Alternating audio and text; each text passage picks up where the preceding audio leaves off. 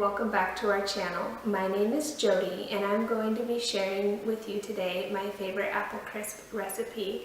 One of the reasons this recipe is super simple to work with is because it is very flexible. As far as the type of pan that you use, you can use a 9x9, 9x13, or even like this 10.5-inch round one that I'm going to be using.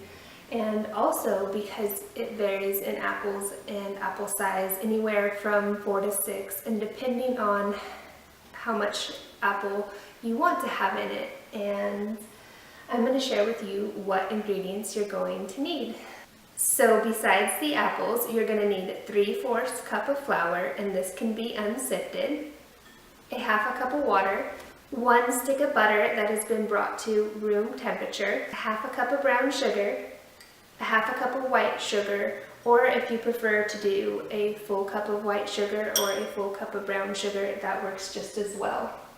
A teaspoon of cinnamon, and then some optional ingredients if you care to add is some nutmeg, which is about 1/4 teaspoon, and a 1/4 cup of oats if you prefer. As far as utensils, you're obviously going to need your baking dish, your liquid measuring cup, a large mixing bowl, a utility knife, a vegetable peeler, your measuring spoon and measuring cups, a cutting board, and some heat-resistant pot holders. So let's get started. First, I'm going to rinse my apples.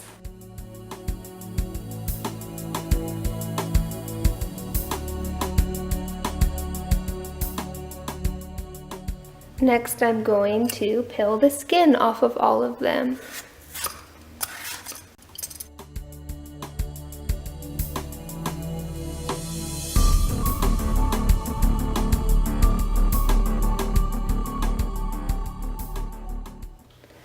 Now I'm going to use a little bit of this cooking butter that I keep off to the side of my oven to grease the pan. You can also use a spray if you prefer.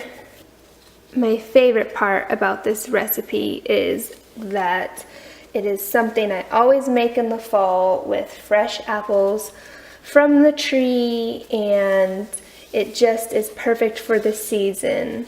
Let me know what your favorite dish is, whether you like apple pie, apple crisp, or fresh apple cider.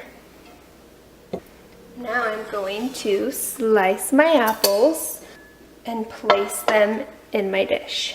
I normally cut them into 4s, scoop out the insides, and then I slice them into very thin slices, just right into my greased pan. Just like that. And they can vary in thickness. If you get them too thin, they turn mushy, and if they're too thick, then they can be kind of hard and crunchy still. So I try to get a good mix of thin and thicker slices.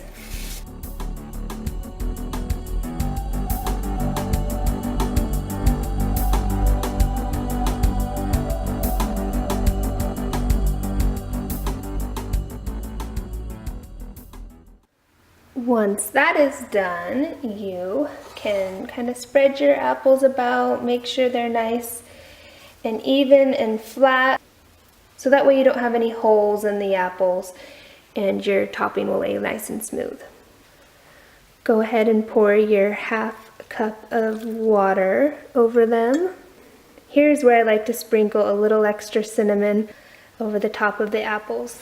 This is totally a personal preference. Along with the nutmeg. Just a little hint of it to not overpower, because nutmeg is super strong.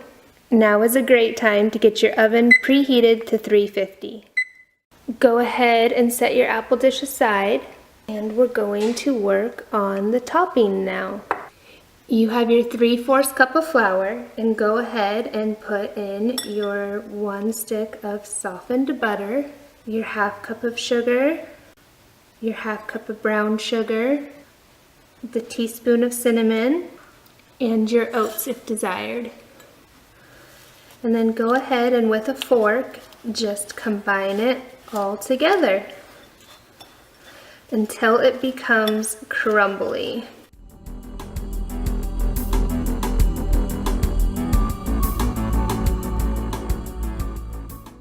You can use your hands, it may be a little quicker, but the butter is definitely not very easy to get off of your fingers. So I just have patience and use my fork.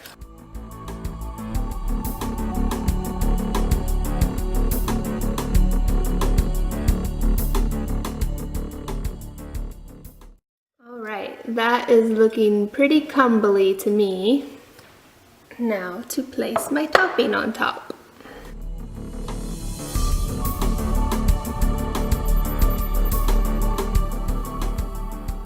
You can just spread it out till it's all nice and covered and you've used all of your topping.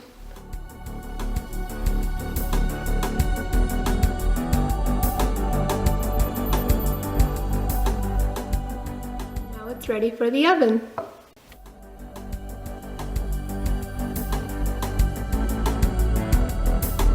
To bake for 1 hour.